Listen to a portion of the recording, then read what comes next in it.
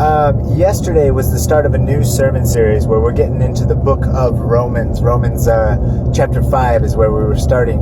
And one of the things that happens sometimes is that every now and then I will pull a story out of the sermon, or a joke or an illustration, and it might be good, but the sermon's getting too long, and so I'll pull it out at the last minute. And I really wanted to talk about the Botham Jean viral video that went viral last week. And so in order to talk about that, I had to cut something out of the sermon. So this is a story it's like a sermon illustration that was in the sermon, but I cut it out. So I'm going to tell it to you now. So once upon a time, there was a man who is a janitor at St. Peter's Church in Neville Square in London. He was good at his job, he worked, but he was illiterate. He couldn't read or write. And so one day, a young priest who worked at the church found out that the janitor was illiterate. And so he fired him. Good job, good guy, did a good job at what he did, but the church required you got to be literate to work in our church. So they fired him.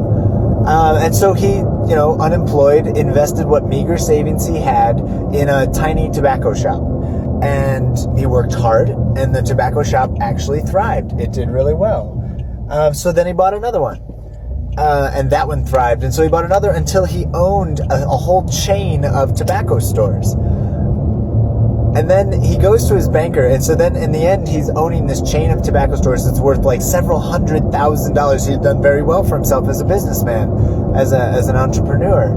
And he goes to his banker, and the banker said, you've done really, really well for an illiterate person. For someone who can't read and write, you're doing great. Where do you think you would be if you could write? And the man thought about it, and he said, well, I would be the janitor at St. Peter's in Neville Square.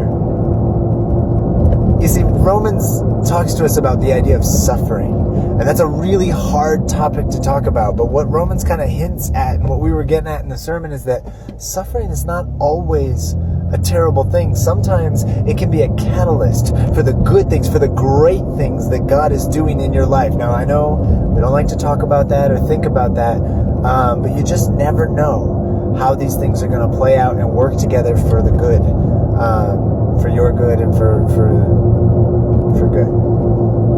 I'm losing my train of thought here. I'm going to let you go. Have a great day. Bye.